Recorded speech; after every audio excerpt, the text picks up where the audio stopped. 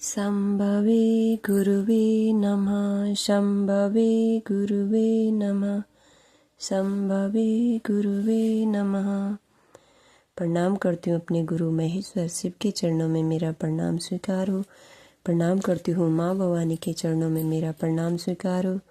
प्रणाम करती हूँ साहब दीदी के चरणों में मेरा प्रणाम स्वीकार हो। प्रणाम करती हूँ आप सभी गुरु भाई बहनों के चरणों में मेरा प्रणाम स्वीकार हो। आप सभी का बहुत बहुत धन्यवाद। आगे सुनते हैं महाशिव पुराण संचित में। इससे पहले हमने कल सुना था, इससे आगे का सुनेंगे।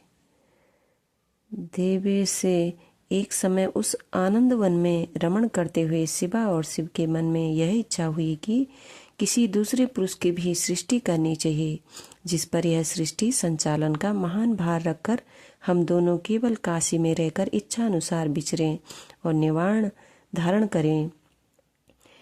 वही पुरुष हमारे अनुग्रह से सदा सबकी सृष्टि करें, पालन करें और वही अंत में सबका संहार भी करें। यह चित्त एक समुद्र के समान है, इसमें चिंता की उताल तरंगें उठ उठकर इसे चंचल बनाए रहती हैं। इसमें सतगुण रूपी रत्न, तमो गुण रूपी ग्रह और रजो गुण रूपी मूंगे भरे हुए हैं। इस विशाल चित्त समुद्र को संकुचित करके हम दोनों उस पुरुष के प्रसाद से आनंद कानन काशी में सुखपूर्वक निवास करें। यह आनंद वन वह स्थान है जहाँ हमारी मनोवृत्ति सब ओर से सिमटकर इसी में लगी हुई है तथा जिसके बाहर का जगत चिंता से आतुर प्रतीत होता है। ऐसा निश्चय करके शक्ति सहित सर्वव्यापी परमेश्वर शिव ने अपने वाम भाग के 10वें अंग पर अमृत मल दिया।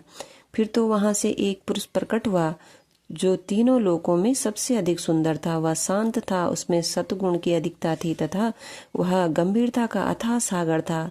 मुने क्षमा नामक गुण से युक्त उस पुरुष के लिए ढूंढने पर भी कहीं कोई उपमा नहीं मिलती थी। उसकी कांति इंद्र नीलमणि के समान श्याम थी। उसके अंग अंग से दिव्य शोभा छिटक रही थी और नेत्र पर फूल कमल के समान शोभा पा रहे थे।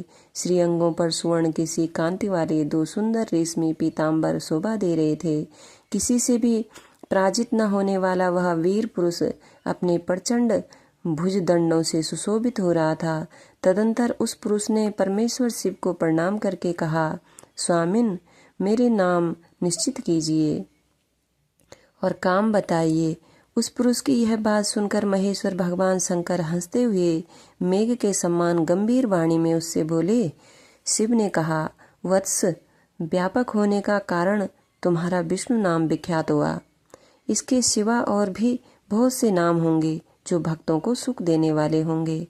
तुम सुस्थिर उत्तम तप करो, क्योंकि वही समस्त कार्यों का साधन है। ऐसा कहकर भगवान शिव ने श्वास मार्ग से श्री विष्णु को वेदों का ज्ञान प्रदान किया। तदंतर अपनी महिमा से कभी च्युत न होने वाले श्री हरि भगवान शिव को प्रणाम करके बड़ी भारी तपस्या करने लगे और शक्ति सहित परमेश्वर शिव भी पार्षद गणों के साथ वहां से अदृश्य हो गए। भगवान विष्णु ने सुदीर्घ काल तक बड़ी कठोर तपस्या की। तपस्या के परिश्रम से युक्त भगवान विष्णु के अंगों से नाना प्रकार की जल धाराएं निकलने लगी। यह सब भगवान शिव की माया से ही संभव हुआ। महामुने, उस जल से सारा सोना आकाश व्याप्त हो गया। वह ब्रह्म रूप जल अपने स्पर्श मात्र से सब पापों का नाश करने वाला सिद्ध हुआ।